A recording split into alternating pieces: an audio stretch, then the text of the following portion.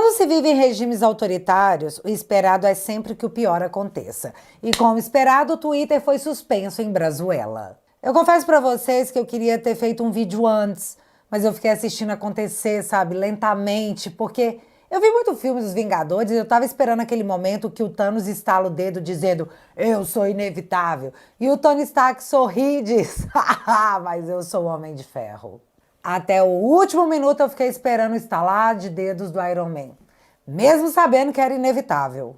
Eu li a decisão do ministro que, surpreendendo os juristas e jornalistas do Brasil que estavam jurando que ele levaria a decisão de derrubar o Twitter para o plenário, para que o ministro Xande não tivesse que segurar esse BO sozinho. Mas pá, ele fez monocraticamente. Uma decisão que afeta 21 milhões de pessoas, tomada por uma única. E nesse vídeo você vai entender por que você dormiu num Brasil de democracia pujante relativa e acordou na Coreia do Norte, Mianmar, China, Irã. Pode escolher, todas essas ditaduras os puxam para algo em comum. Não condenaram a fraude das eleições na Venezuela?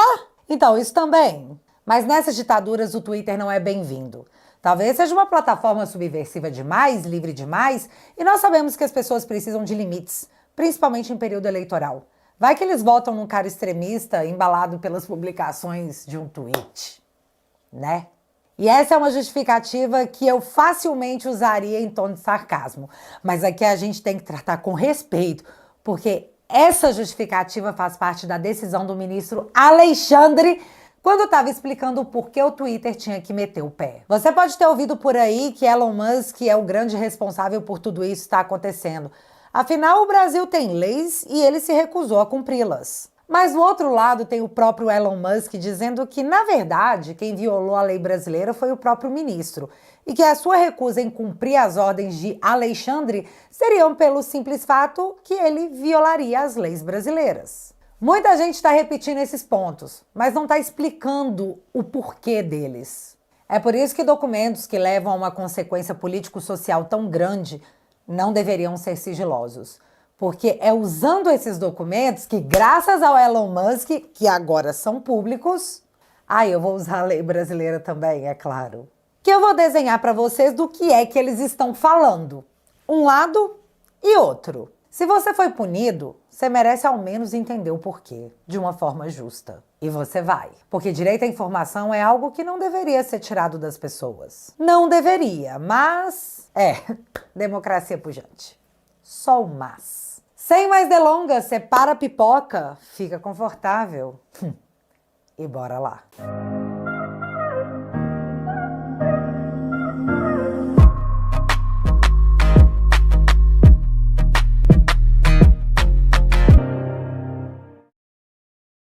Sem enrolação, direto ao ponto e foca aqui para você não se perder nessa história. O ministro Alexandre derrubou o Twitter inicialmente alegando que ele descumpriu uma decisão judicial.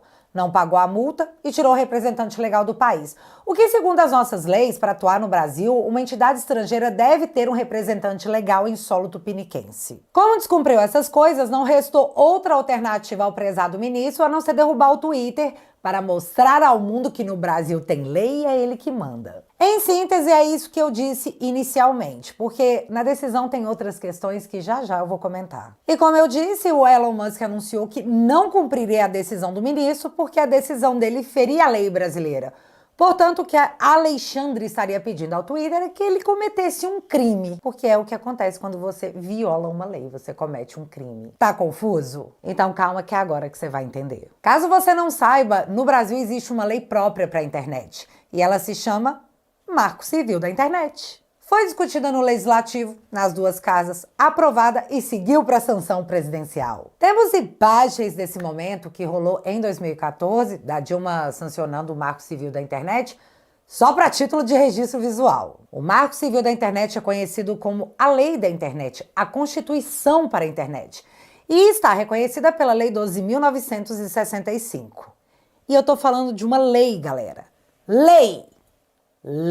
Mas beleza, Elon Musk se recusou a cumprir a decisão judicial dizendo que essa decisão o obrigava a violar a lei brasileira. E ele se refere justamente ao Marco Civil da Internet, em que seu capítulo 2º, seção 3, diz o seguinte: da responsabilidade de danos decorrentes de conteúdos gerados por terceiros. Esse capítulo vai dizer vai guiar o juiz em como a plataforma pode ser responsabilizada juridicamente pelos conteúdos nela publicados. E agora a gente vai ler o artigo 19 que diz, abre aspas, com o intuito de assegurar a liberdade de expressão e impedir a censura, o provedor de aplicações de internet somente poderá ser responsabilizado civilmente por danos decorrentes de conteúdos gerados por terceiros se, após ordem judicial específica, não tomar as providências para, no âmbito e nos limites técnicos do seu serviço e dentro do prazo assinalado, tornar indisponível conteúdo apontado como infringente, ressalvadas as disposições legais em contrário. Fecha aspas. Então, aqui a lei está totalmente ao lado do seu Xande. Ela diz que conteúdos de terceiros serão removidos, e grava isso, conteúdo, após uma ordem judicial, e que, se o provedor não cumprir com a ordem judicial, vai poder ser responsabilizado. Só que aí entra em cena o inciso 1º que diz exatamente como essa ordem judicial deve ser. Dá uma olhada, abre aspas. A ordem judicial de que se trata o caput deverá conter, sob pena de nulidade, identificação clara e específica do conteúdo apontado como infringente que permita a localização inequívoca do material. Fecha aspas. E é nesse ponto que o Elon Musk virou pro Alexandre e disse: colega, não queria ser eu a te falar que essa sua ordem é nula. A lei diz que a ordem judicial deve vir acompanhada da identificação clara e específica do conteúdo apontado como infringente, sob pena dessa ordem judicial se tornar nula. Está escrito na lei. E foi então que Elon Musk, assim como uma comissão do governo americano, postaram para que todos nós tivéssemos conhecimento de que não era o que estava acontecendo. A decisão do ministro Alexandre estava vindo da seguinte forma. E desculpa, galera, que eu vou usar a matéria da Carta Capital, que é muito petista, mas divulgou a decisão, porque nunca se sabe se eles vão querer nos acusar de sabe-se lá o quê, só para reter mais uma conta bolsonarista, né? A decisão estava solicitando o bloqueio dos perfis, contas e canais mencionados nesse quadrado, dentre eles a de um senador da República, o Marcos Duval, solicitando o bloqueio de monetização desses perfis e que o Twitter deveria informar quem receberia esses valores, tudo num prazo de 2 horas, sob pena e multa diária de R$50 mil. Também foi exigido o afastamento do sigilo de registros dos dados telemáticos e a apresentação dos registros fiscais das pessoas, além de todos os registros de acesso que essas pessoas tiveram no site por um período determinado. Já na página 2, era pedido o afastamento de sigilo de algumas contas, dentre elas a de uma adolescente, determinando o envio de todos esses registros à Suprema Corte, e finalizava apenas com a assinatura do ministro Alexandre. Fim. Primeiro ponto. Nessa decisão existe, conforme exige a lei, sob pena de nulidade, a descrição clara e específica do conteúdo apontado como infringente para que seja localizada de forma inequívoca o material apontado como nocivo, para que não se corra o risco de cometer censura? Então, não tem. E é justamente por não ter o que se determina a lei que o Elon Musk diz: o juiz está me pedindo para violar a lei brasileira ao cumprir sua decisão. Gente, não tem como ser mais explícito e didático do que isso. E eu não entendo por que nenhuma emissora, nenhum jornalista traz à discussão algo tão simples e tão óbvio. Mas acontece que ainda existe o ponto 2. Eu passei todo o dia de ontem lendo tudo quanto é tipo de lei que possa pelo menos dar a entender que um perfil inteiro, que uma conta inteira, pode ser deletada. E eu não encontrei. E eu não encontrei porque essa lei não existe. E ela não existe por ser anticonstitucional. Se ela existisse, violaria a cláusula pétrea da Constituição, pois é um crime contra um direito humano fundamental, que é a liberdade de expressão. Você deletar toda uma conta é impedir uma pessoa de falar. E a Constituição proíbe terminantemente essa situação. O nome disso é censura prévia. Quando você é impedido de dizer algo porque eu não sei se o que você vai falar é proibido ou eu não gosto. Ah, Bárbara, mas você tá sozinha nessa interpretação. Então, não de novo? Olha o esporro dado pelo seu Demétrio em plena Rede Lula. Uma coisa é responsabilizar por discursos eventualmente criminosos, responsabilizar as pessoas que os fizeram e inclusive a plataforma que não os derrubou. Outra coisa é derrubar perfis. Isso se chama censura prévia. Porque você não sabe o que aquele perfil vai escrever no futuro. Então, derrubar perfil é censura prévia. Me impressiona que a censura prévia foi normalizada no Brasil e que a própria imprensa responde à censura prévia com pequenos murmúrios, sem fazer grande escândalo disso. Lá no início dos inquéritos de Alexandre de Moraes, e aí não é o caso do X, lá no início desse inquérito infinito, o inquérito começou com um ato de censura contra uma revista ligada a Sérgio Moro, lá atrás, no começo do inquérito. Agora há pouco, além das derrubadas de perfis, Alexandre de Moraes proibiu Felipe Martins, né, de dar uma entrevista à Folha de São Paulo. Felipe Martins não foi condenado. Ele é investigado, ele não foi condenado. Né? Então, um inocente foi proibido de dar uma entrevista a um dos maiores jornais do país. É um ataque à liberdade de imprensa, é um ataque à liberdade de uma pessoa que não foi condenada. Mas há apenas murmúrios, porque se normalizou isso. O Brasil adora um xerife vingador, como antes adorou Sérgio Moro, que viola a lei para fazer supostamente o bem. E ele disse o que realmente está acontecendo. A imprensa normalizou a censura porque ela atua somente em cima de bolsonaristas, inimigos da rede Lully. Então o endosso é totalmente conveniente, o que é simplesmente assustador. Tá, mas voltando aqui à derrubada do Twitter. Por esse motivo que eu acabei de explicar, o Elon Musk não cumpriu a decisão de Alexandre, que teve que se movimentar para que a sua decisão fosse cumprida.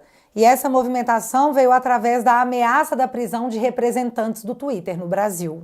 O cenário, eu vou literalmente encenar aqui. Cumpra a minha decisão! Mas eu não posso, ela viola as leis brasileiras. Ha! Como ousa! Ha! Como ousa! Esteja preso. Se vendo na situação de violar a lei brasileira ou ver seus funcionários presos, Elon Musk disse, tira todo mundo daí. E foi por esse motivo que o Twitter ficou sem representante legal no Brasil. E uma vez estando sem representante legal, é aventado de que uma empresa estrangeira não pode operar no Brasil sem que tenha esse representante em solo tupiniquense. Portanto, o Twitter deveria cair fora. Só que, ainda pesquisando, eu fiquei com algumas dúvidas sobre o fato de se tratar de uma empresa estrangeira, porque o Twitter Brasil é uma empresa brasileira com CNPJ e tudo mais, como vocês mesmos podem dar uma olhada. Então, sendo uma empresa brasileira sem representante, ela estaria em estado de irregularidade, é verdade. Mas a Junta Comercial do Brasil disponibiliza prazos para que um novo representante seja nomeado. E esse prazo não é de dias ou horas, é até um prazo considerável. E essa tentativa de nomear um representante no Brasil para deixar a situação regular não é tarefa simples, já que a Mônica Bergamo nos conta que Elon Musk já sondou alguns executivos para assumirem a representação, mas ninguém quis porque estão com medo de ser preso. E foi nessa junção de fatores que na sexta-feira, Alexandre de Moraes, em decisão monocrática, determinou a suspensão do Twitter Brasil até que se cumpra as decisões de suspender as contas, que se pague a multa pelo atraso em derrubar as contas e que se nomeie o representante que seja cabra macho, sabendo que corre o risco de ir para o chilindró. E foi por esses motivos, antes citados, que você, caro morador de Brazuela, está sem Twitter, a rede mais usada por políticos e personalidades no mundo. E as pessoas que não são partes nesse processo não foram apenas proibidas de acessarem o Twitter, como foram ameaçadas com uma multa de R$50 mil por dia se ousarem usar VPN para poder acessar o serviço. Esse fato, digamos, inédito, fez com que a OAB entrasse nessa confusão jurídica pedindo que a Suprema Corte reconsiderasse a decisão de multar os usuários que usarem o VPN para acessar a plataforma. Na petição enviada à Suprema Corte, a OAB diz que a medida tomada por Alexandre pode afetar um número indeterminado de pessoas que não são parte no processo e, justamente por não serem parte no processo, não podem sofrer sanções sem o devido processo legal, o contraditório ou a ampla defesa. Só entenda, se você usar o VPN para acessar o Twitter, será previamente multado sem o devido processo legal, sem contraditório e sem ampla defesa, segundo as palavras da própria OAB. Mas quem liga? Eu até hoje não tive acesso aos meus inquéritos e a OAB, nunca se importou. Até assustei com essa manifestação de agora. Deve ser porque as eleições da presidência da OAB estão chegando. E você sabe como é período eleitoral. Os caras fazem um mês o que não fizeram em 4 anos.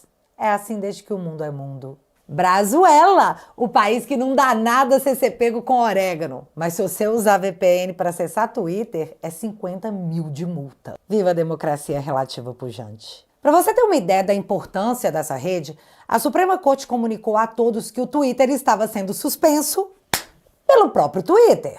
Pode ir lá no Instagram do STF, não tem nenhum comunicado lá. E eu não entendi o porquê. Sério, não pode colocar lá no Instagram que vocês estão derrubando o Twitter? Por quê? Gente, foi no Twitter que o Biden anunciou que estava abandonando a disputa eleitoral. E aqui eu vou ter que entrar num outro ponto muito importante sobre como o Brasil fica isolado, não só no termo de liberdade, mas como também na restrição de informação e na liberdade de imprensa. Então presta bastante atenção nessa publicação do Rodrigo da Silva, que é jornalista do Sputnik. Abre aspas. Nos últimos dias, muitos jornalistas menosprezaram a suspensão do Twitter no Brasil. Mas essa rede social não perderá sua relevância sem os brasileiros. O Twitter é, entre outras coisas, um canal de declarações oficiais de autoridades do mundo inteiro. E muitas dessas declarações não estão disponíveis fora da rede. Não faltam jornalistas brasileiros que precisam acessar esse conteúdo em seus trabalhos. Se um analista de política internacional, por exemplo, assume o dever de escrever uma matéria sobre política francesa, um país que enfrenta um impasse na escolha do próximo primeiro-ministro, é natural que ele visite a conta do Emmanuel Macron, o presidente francês. Há coisas que o Macron só escreve no Twitter. Biden, por exemplo, renunciou à presidência dos Estados Unidos no Twitter. Hoje, o mero ato de confirmar essa informação dada em primeira mão nessa rede social poderia gerar uma multa a um jornalista, consideravelmente maior do que o salário médio de um profissional no Brasil. Não bastasse, se o jornalista procurasse escrever uma matéria incluindo a fonte primária da renúncia de Joe Biden, por exemplo, embedando o Twitter, graficamente arriscaria colocar o leitor em maus lençóis com a justiça brasileira. Se um tweet é a fonte primária de uma declaração, como um jornalista poderá confirmá-la para o público sem infringir uma decisão judicial? Há uma campanha presidencial acontecendo nos Estados Unidos nesse momento. Kamala, Trump, Walz, Vance, estão todos no Twitter todos os dias sustentando as suas posições. Consultá-las é ofício de quem reporta sobre esse evento tão importante. Como fazê-lo sem parecer um vendedor de drogas acessando a Deep Web? E isso para não falar da abundância de fontes, especialistas, fóruns de debate, insights produzidos exclusivamente nessa rede social sobre uma série de assuntos. Cultura, sociedade, economia, esporte. Há eventos grandiosos em que o Twitter é a melhor fonte de informação em tempo real. Ninguém discorda que há desinformação, mas há também muita informação de qualidade no Twitter, reportada por gente do mundo inteiro, incluindo bons jornalistas produzindo conteúdos para as suas comunidades de leitores nesse espaço. Muitos desses jornalistas, vivendo fora do Brasil, continuarão no Twitter sem medo das consequências. Mas os brasileiros, graças ao Alexandre, estão impedidos de consultá-los. É por isso que a decisão de Moraes não é um ataque apenas ao Twitter. É um ataque ao direito à liberdade de imprensa e, sendo assim, é também um ataque frontal à democracia. É vergonhoso que tantos colegas jornalistas, inclusive de alguns dos maiores veículos do país, que deveriam ser implacáveis defensores da liberdade de expressão e de imprensa, minimizem cinicamente a gravidade deste episódio. Um jornalista que menospreza tudo isso atenta contra o próprio dever do jornalismo. No fim, age como uma galinha que protesta em defesa do KFC. Fecha aspas. Pá. E para exemplificar como tem jornalista feliz, achando que agora nós vamos ter que assisti-lo para nos informar, olha como o moço da Globo abriu o seu jornal. Boa noite, eu sou Eric Bang e o Globo News em Pauta desta sexta-feira está no ar. Ao contrário do X, que vai sair do ar a qualquer momento. Que coisa mais desnecessária, não? Agora deixa eu falar da decisão do ministro Alexandre. Primeiro, ele determinou que todos os aplicativos de VPN fossem retirados das lojas da Google e da Apple, pensando única e exclusivamente em impedir as pessoas de conseguirem usar o Twitter através desse serviço. Só que ele não levou em consideração que não é só twitteiro que usa VPN, mas sim grandes empresas e os bancos de todo o Brasil que usam o serviço para a proteção de seus clientes. Fora que as empresas de VPN de todo o mundo seriam prejudicadas. E já vendo que uma avalanche de recursos bateria à sua porta e com essa avalanche mais desgaste, tempos após a publicação da decisão, ele recuou tanto na exclusão dos apps de VPN das lojas, como da exclusão do aplicativo do próprio Twitter, que ele também havia determinado. Mas lendo a decisão, que chega a citar em um trecho, abre aspas. Além da tentativa de não submeter ao ordenamento jurídico e poder judiciários brasileiros para instituir um ambiente de total impunidade e terras sem lei nas redes sociais brasileiras, inclusive durante as eleições municipais de 24, bem como o periculo in mora, que significa perigo na demora, consiste na instrumentalização do Twitter Brasil por meio da atuação de grupos extremistas e milícias digitais nas redes sociais, com massiva divulgação de discursos nazistas, racistas, fascistas, de ódio e antidemocráticos, inclusive no período que antecede as eleições municipais. Determino! Fecha aspas. Bicho, o ministro citou todos os istas na decisão judicial que ele proferiu, que poderia facilmente ter sido escrita por algum aluno de humanas num DSE por aí. Não me prende por isso, por favor. Mas eis o ponto-chave citado: eleições municipais. Na página 31, Alexandre diz, abre aspas, a tentativa da Twitter International Limited Company em colocar-se à margem da lei brasileira às vésperas da eleição municipal de 24, demonstra seu claro intuito de manter e permitir a instrumentalização das redes sociais com a massiva divulgação de desinformação e com a possibilidade da nociva e ilícita utilização da tecnologia e inteligência artificial para direcionar clandestinamente a vontade do eleitorado, colocando em risco a democracia. Fecha aspas. Já num outro momento, ainda na página 31, ele diz, abre aspas de novo, Elon Musk pretende claramente continuar a incentivar as postagens de discursos extremistas de ódio e antidemocráticos e tentar subtraí-los do controle jurisdicional com real perigo, inclusive de influenciar negativamente o eleitorado em 2024 com massiva desinformação no intuito de desequilibrar o resultado eleitoral a partir de campanhas de ódio na era digital para favorecer grupos populares e extremistas. Fecha aspas. Tá, mas peraí, quem é que tá decidindo de forma prévia quais são os grupos considerados extremistas que compartilham campanhas de ódio? Tem alguém decidindo isso? Tipo, isso aqui é discurso de ódio, isso aí é coisa de gente extremista, hein? E esses populistas aqui, hein? Melhor não ter. Pode influenciar negativamente o eleitorado, meu Deus. A população precisa saber como isso está sendo feito, por quem e com base em qual lei. E para finalizar, na página 32 tem o seguinte, abre aspas novamente porque se faz necessário. A nova realidade na instrumentalização das redes sociais pelos populistas digitais extremistas com maciça divulgação de discursos de ódio e mensagens antidemocráticas e utilização da desinformação para corroer os pilares da democracia e do Estado de Direito exige uma análise consentânea com os princípios e objetivos da República, definidos nos artigos 1º, 2º e 3º da Constituição Federal. Fecha aspas. De novo, quem é que está decidindo o que é desinformação? Aquele órgão do TSE que era comandada pelo Tagliaferro? Só para saber. Eu fui ler os artigos 1º, 2º e 3º da Constituição e nenhum deles diz que a justiça deve preservar o povo brasileiro de discursos extremistas e populistas, muito menos de mensagens de ódio. Aliás, o artigo 3º diz que os objetivos da República Brasileira consistem em construir uma sociedade livre, justa e solidária. E só para deixar claro, existe um artigo da Constituição brasileira que diz que censurar pessoas por pensamento político é totalmente inconstitucional. Não pode. Recentemente, o Mark Zuckerberg, o dono do Facebook, do Instagram e do WhatsApp, confessou publicamente que foi pressionado pelo governo dos Estados Unidos a cometer censura, incluindo no episódio do laptop do filho do Biden, que era real, mas foi taxado como desinformação e proibido nas plataformas em pleno período eleitoral.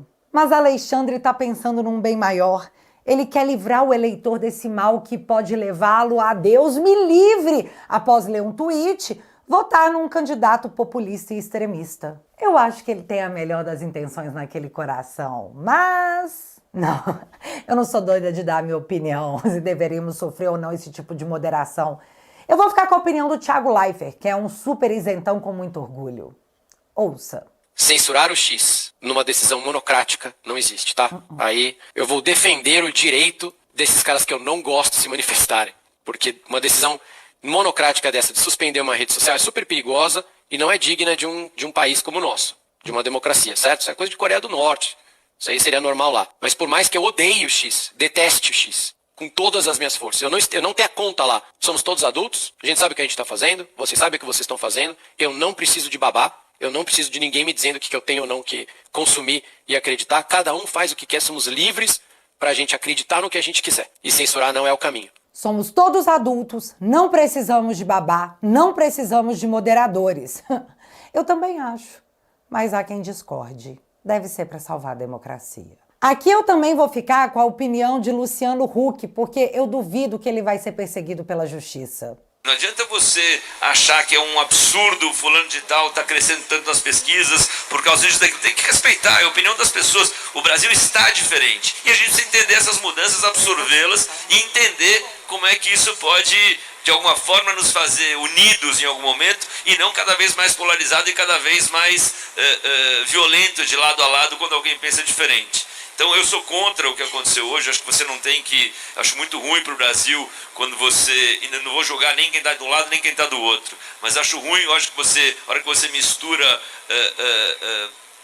o judiciário de forma tão imperativa no dia a dia das empresas, acho que isso afugenta investimento no Brasil, acho que isso cria uma insegurança jurídica que não é necessária. O cara está pensando em investir no Brasil, fala, vou investir no Brasil, mas a regra pode mudar amanhã. A gente ter segurança jurídica é necessário para que, como o Marcelo Claure falou, que tem outros Marcelo Claures no Brasil que venham e investam tanto quanto ele. Então, eu acho que a gente está num momento que a gente tem que sentar, conversar, dialogar e entender as mudanças, que eu acho muito importante.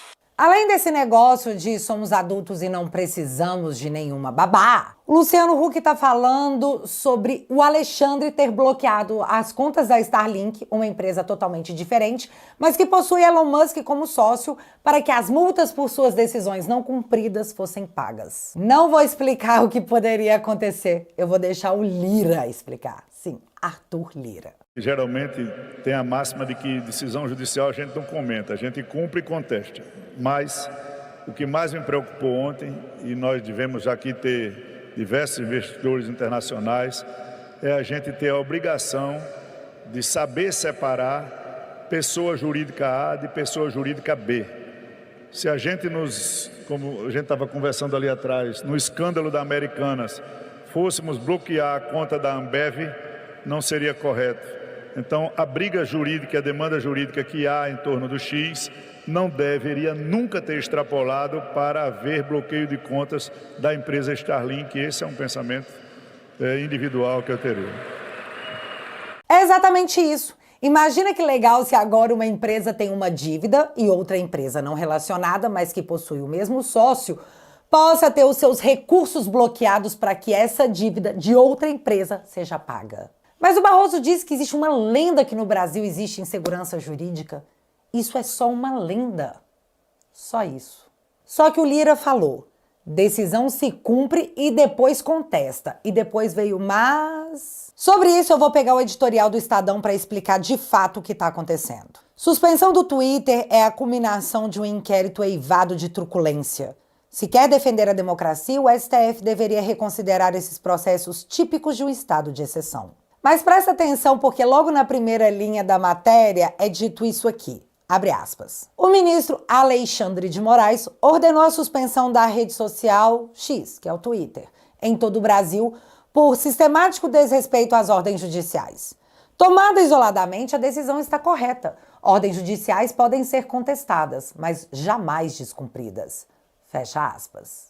Para ilustrar ainda mais o ponto, vamos à famigerada postagem do jornalista Pedro Doria, onde ele disse, dias atrás, abre aspas, esse debate sobre Elon Musk me dá uma preguiça imensa. Juiz dá ordem, a gente obedece.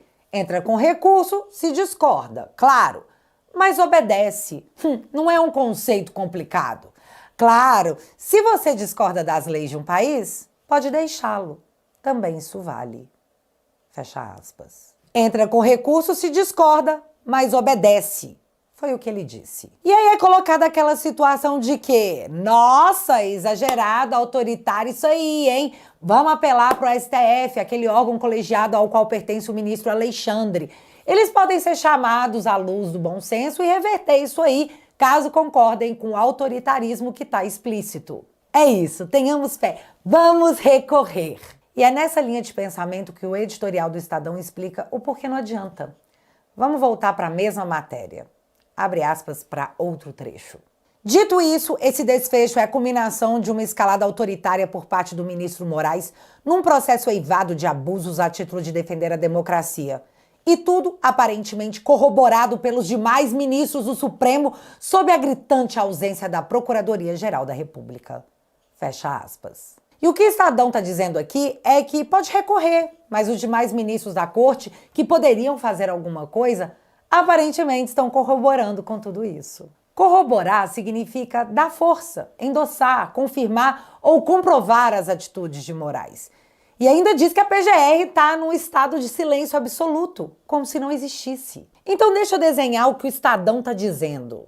Ei, essas ordens são autoritárias, mas você tem que cumprir enquanto recorre à justiça. Só que a justiça está endossando essas ordens autoritárias. Portanto, não vai adiantar de nada recorrer. E a sua única opção é ceder ao autoritarismo ou se retirar do Brasil. E foi exatamente por isso que o Twitter saiu do Brasil. Ou melhor, foi expulso. E aí, Pedro Doria, não é um conceito difícil de entender? Ou é? Como disse na Globo News, para quem quisesse ouvir a dona Andréa Sadi, o sentimento é que os ministros estão se protegendo porque amanhã pode ser algum outro no lugar do Alexandre. E eles querem essa proteção do grupo. Portanto, não é a democracia que está sendo defendida ou o Estado de Direito, é a manutenção de poder absoluto da corte. Entenda uma coisa, se por exemplo o ministro Gilmar Mendes mandasse suspender a decisão do Alexandre de derrubar o Twitter, o Alexandre ia ficar desmoralizado. Mas mais que isso, os ministros acreditam que isso seria um sinal de fraqueza, de que as ordens dadas pela última instância da justiça desse país podem ser derrubadas após indignação popular. Eles acham que se algum deles ceder agora, a população pode entender que cobrá-lo, se manifestar, funciona, o que poderia gerar atos populares de contestação de decisões judiciais. E isso não é nada bom para quem possui a hegemonia do poder, sabe? Para quem possui a última palavra e não está nem um pouco a fim de perdê-la. E a conclusão disso tudo é, ou você cumpre as decisões mesmo que autoritárias, recorre só por esporte, já que a justiça não vai reverter a decisão de um ministro, e aguenta as consequências.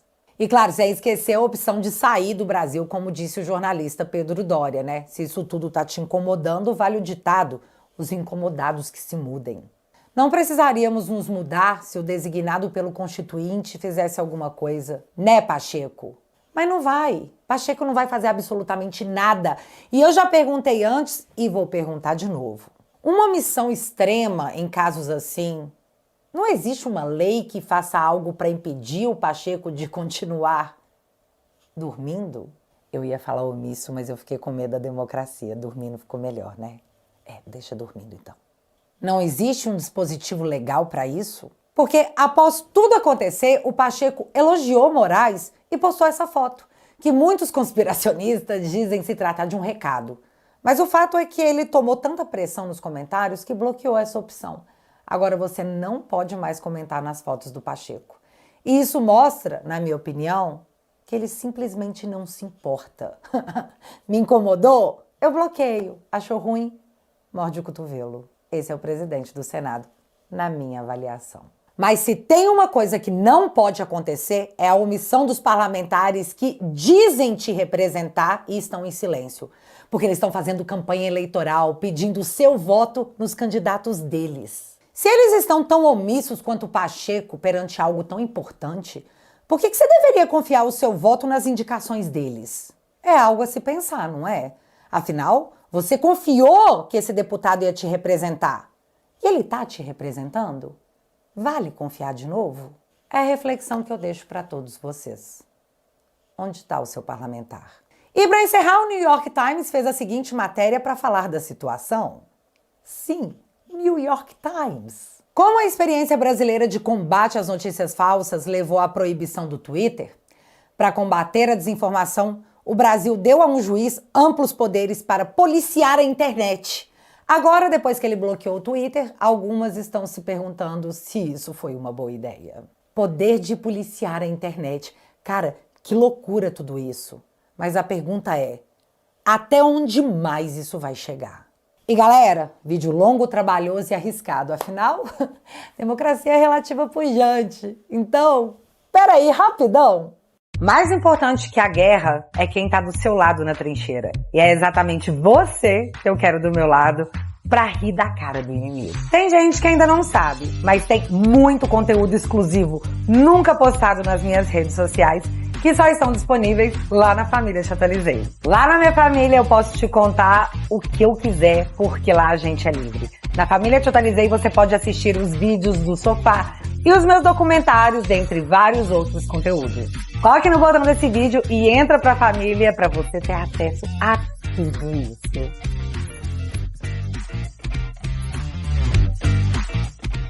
Toda semana tem vídeo exclusivo aqui no sofá, além de cultura pop com heróis e mais, e política e geopolítica de um jeito divertido com o pessoal do Saindo da Bolha. Além dos docs exclusivos, para poder retribuir a você que apoia e acredita no meu trabalho. E assim, confie em mim, faz toda a diferença. Portanto, se você quiser e puder, por 10 bonuros por mês, você me dá essa mega moral. E eu vou deixar o link fixado aqui no primeiro comentário, porque nós estamos com a campanha da independência. Na assinatura você ganha 2 meses grátis. Então é uma boa oportunidade para você entrar para a família. Nos vemos lá e desde já, muito obrigada. Mas agora eu quero saber de vocês. O que você acha que vai acontecer a partir de agora? Twitter vai continuar suspenso? Vai voltar? Vai ser levado para o plenário? Me conta aqui nos comentários que eu quero saber. Se você ainda não é inscrito aqui no meu canal, meu amigo, se inscreve e deixa seu like, porque você já sabe. Acontecendo alguma coisa de relevante ou irrelevante, a gente volta. Beijos, galera! Fui!